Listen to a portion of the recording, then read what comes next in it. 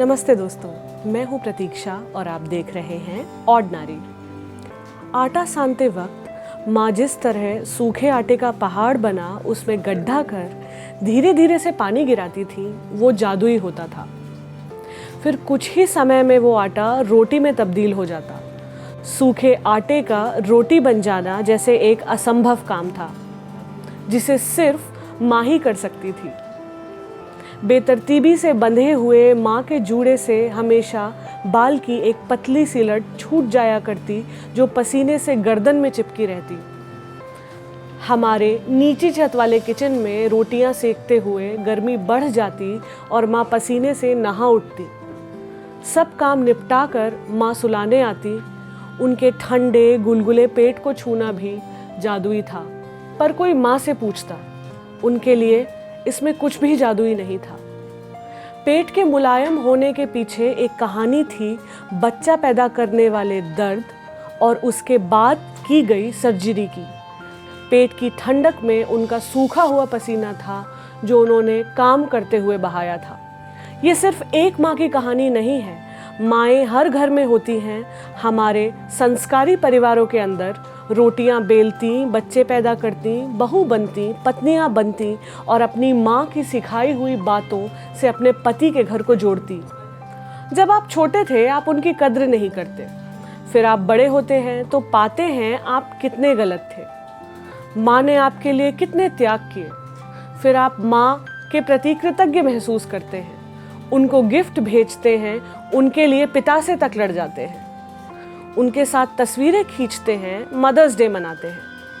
तमाम बड़े बड़े कवियों की माँ पर लिखी कविताएं अपनी माँ को भेजते हैं, उनके हर त्याग को सलाम करते हुए, और इस तरह आप उनके त्याग को सही ठहरा देते हैं। आपकी माँ खुश होती हैं कि उनके त्याग का फल उन्हें मिल गया।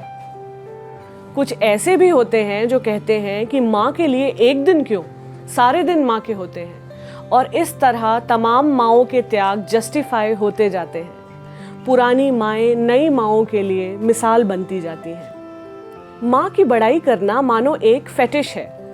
ये आपको खुशी देता है। अगर आप पुरुष हैं तो समाज में इज्जत कमाने का श्योर शॉट तरीका है। क्योंकि आप मर्द होते हुए भी माँ को समझते हैं, इसे एक बड़ी बात की तरह देखा जाता है। सोशल मीडिया पर माँ के साथ तस्वीर लगाकर आपका मॉरल लेवल ऊंचा हो जाता है। माँ जितनी बूढ़ी, मॉरल लेवल उतना ही ज्यादा। फिर अगर आप नेता या देश के प्रधानमंत्री हैं तो बात ही क्या हो। लोग कहेंगे, देखो इतना बिजी होते हुए भी माँ के लिए समय निकाल लेता है। माँ से थोड़ा कम मॉरल लेवल बहन का होता है। इसलिए घर में माँ बहन नहीं है क्या कहकर किसी भी मर्द को आसानी से शर्मिंदा किया जा सकता है, या उसको माँ की गाली देकर गुस्सा निकाला जा सकता है।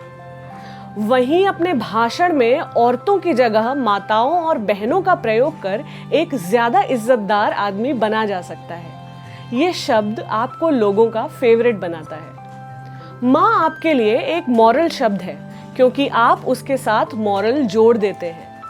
जिस माँ के बारे में आप फेसबुक पर लिख रहे होते हैं, वो आपको पैदा करने वाली, आपसे प्रेम करने वाली, आपके लिए त्याग करने वाली माँ होती है। मगर क्या आप उस माँ के बारे में बाखुशी लिख सकते हैं जो अपनी मर्जी से माँ नहीं बनी, या जो शादी के पहले प्रेग्नेंट हुई, जिसने अबॉर्शन कराया, जो रेप की वजह से माँ बनी?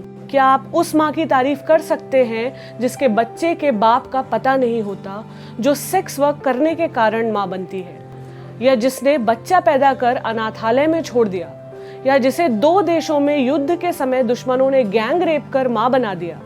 क्या आप सोचते हैं कि जिस वक्त आपकी माँ प्रेग्नेंट हुई, उसने प्रेग्नेंट होना प्लान भी किया था या नहीं? आप नहीं सोचते, क्योंकि आप माँ होने को सेक्स से जोड़कर देख ही नहीं पाते। क्योंकि माँ का मॉरल लेवल जितना बड़ा होता है, सेक्स का उतना ही कम। बल्कि सेक्स का कोई मॉरल लेवल होता ही नहीं है, जबकि आपकी पैदाइश ही सेक्स के कारण हुई है। आपके दिमाग में मातृत्व की एक छवि है कि माँ दर्द सहन कर आपको दुनिया में लाई, उसने आपको पाल पोस कर बड़ा किया। क्या आप उस मातृत्व को समझते हैं जब घर छोड़कर बाहर पढ़ने आई एक लड़की अपनी सहेली के सीने पर फूट फूट कर रोती है और उसकी सहेली उसे चिपका लेती है? जब किसी सस्ते होटल या किसी सीले हुए किराए के कमरे में एक प्रेमी अपनी प्रेमिका से मिलता है और अपना सारा पुरुषत्व गलाकर खुद को अपनी प्रेमिका के सीने पर छोड़ देता है, उसकी प्रेमिका उसके सर पर हाथ फेरते हुए जिस मातृत्व को महसूस करती है, उसे समझते हैं आप?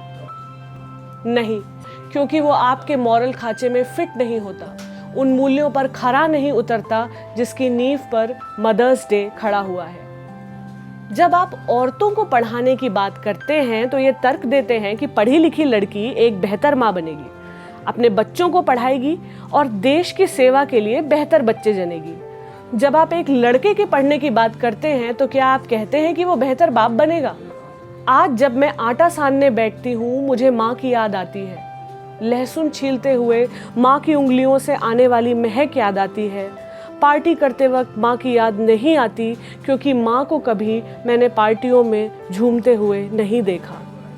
माँ, तुम त्याग की मूर्ति नहीं थी, तुम भोली थी, डरपोक थी। आपने जब भी माँ को याद किया, उसके त्याग को याद किया, लेकिन कभी सवाल किया कि वे सारे त्याग क्यों करती रही? क्यों उसने अपनी मर्जी का खाना नहीं बनाया?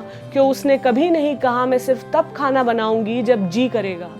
क्यों उसने सर पर पल्लू रखने पर सवाल नहीं उठाया?